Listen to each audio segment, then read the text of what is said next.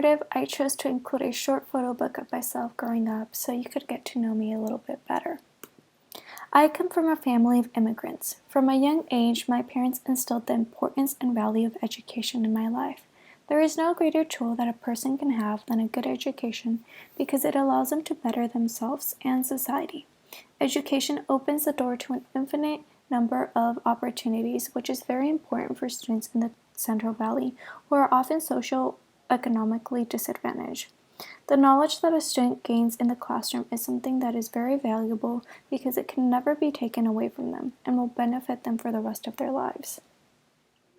Teaching and learning have always been passions of mine from the time I started kindergarten.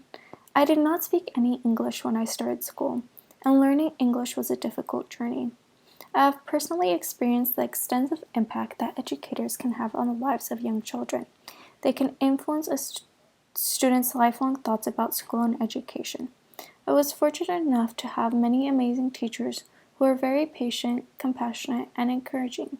These teachers made me feel that I could accomplish all the goals they set for me. I also sadly had a few teachers who were demeaning and dismissive. I can still remember the feelings of helplessness and despair that I felt when some of my teachers would say demeaning remarks to me as a young student.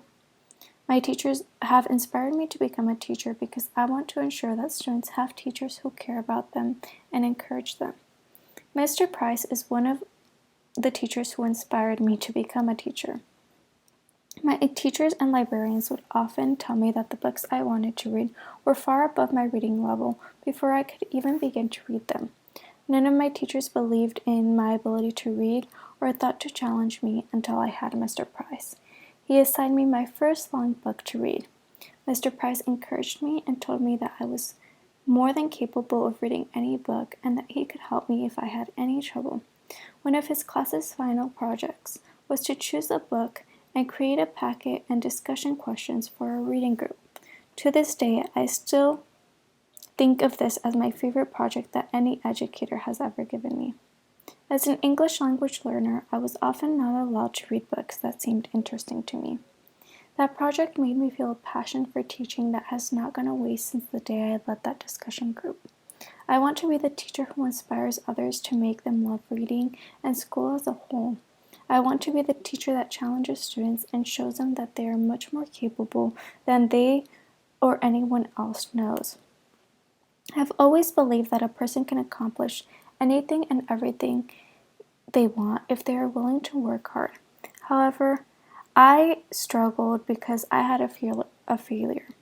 Growing up, I felt that many of my teachers conveyed the idea, or outright said the idea, that students were either intelligent or not intelligent. I was considered one of the intelligent students for most of my life. However, this affected me for many years.